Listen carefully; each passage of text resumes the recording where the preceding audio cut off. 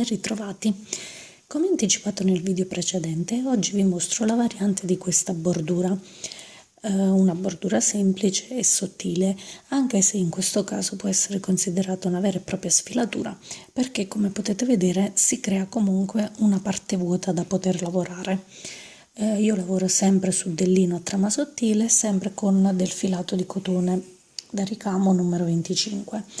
Quindi sono andata praticamente a sfilare una trama, poi ne ho lasciate 6 e ne ho sfilate 6, quindi si lavora sempre su multipli di 6. Questa volta però la lavorazione può essere considerata ancora più facile perché nella parte superiore si va a lavorare per dividere le colonnine il punto a giorno ogni 3 trame, quindi quando io vado a lavorare questa fantasia ho già il numero delle trame divise e contate per 3. Quindi cosa facciamo? Per iniziare vado sempre sul retro del lavoro e mi porto sul davanti con l'ago il filato dove inizia la sfilatura. Da questo punto in poi vado a fare la stessa identica lavorazione che abbiamo fatto nel video precedente, quindi nella realizzazione di questa bordura. Vado praticamente a contare 6 trame, 1, 2, 3, 4, 5, 6, mi inserisco, torno indietro, quindi verso la mia sinistra, da destra verso sinistra di 3 trame, mi inserisco e sfilo. Poi da questo punto passo nella parte superiore, vado ad avvolgere questa colonnina, quindi lascio libera la prima, vado direttamente sulla seconda, la avvolgo in questo modo, sfilo e da questo punto in poi mi sposto sull'altra colonnina, vado dal davanti sul retro, mi inserisco di nuovo tra la seconda e la terza colonnina, faccio passare il filato sopra l'ago e sfilo.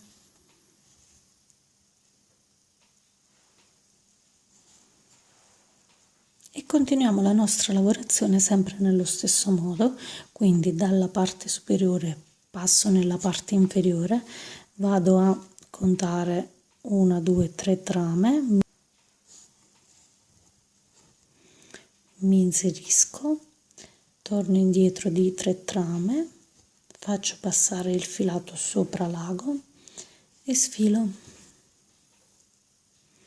Poi ancora salto queste 3, ne prendo altre 3, 1, 2, 3, quindi conteggio 6 trame, mi inserisco con l'ago, ritorno indietro di 3 trame.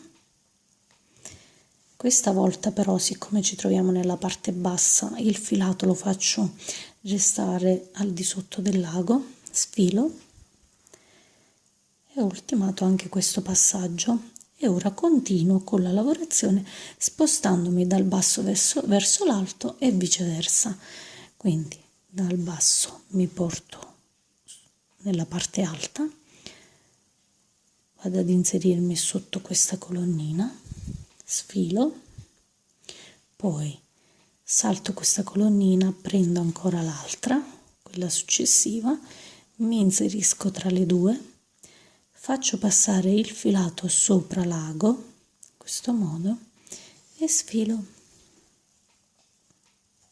Se volete vedere meglio la lavorazione di questo motivo, vi lascio il link nel box informazioni della lavorazione eseguita nel primo video e all'interno di questo video vi metto anche la scheda, così potete cliccarla e rivederla in automatico.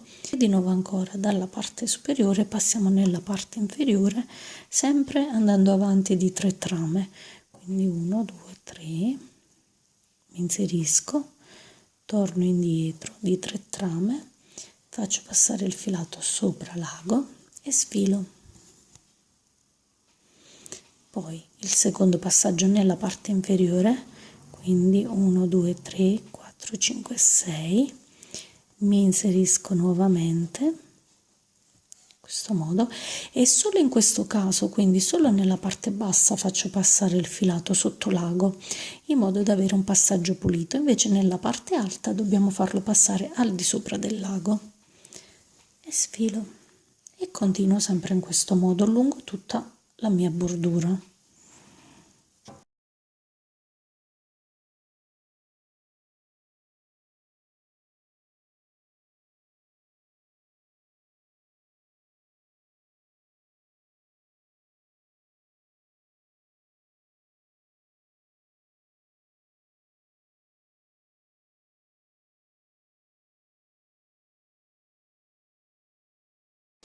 Ecco qui, la lavorazione ultimata, la bordura si presenta in questo modo, che come potete vedere è comunque differente dalla prima che vi ho mostrato, anche se si utilizza la stessa identica lavorazione, quindi gli stessi passaggi, la stessa procedura, però sfilando insomma queste trame nella parte superiore dà un effetto completamente diverso. In realtà ci sarebbe anche una seconda variante, che è quella che prevede la sfilatura anche nella parte inferiore, e quindi a questo punto si andrebbe a creare una doppia sfilatura con questo motivo nella parte centrale. Se volete vi realizzerò il video anche di questa doppia sfilatura, quindi come al solito fatemi sapere. Vi saluto e vi do appuntamento al prossimo video.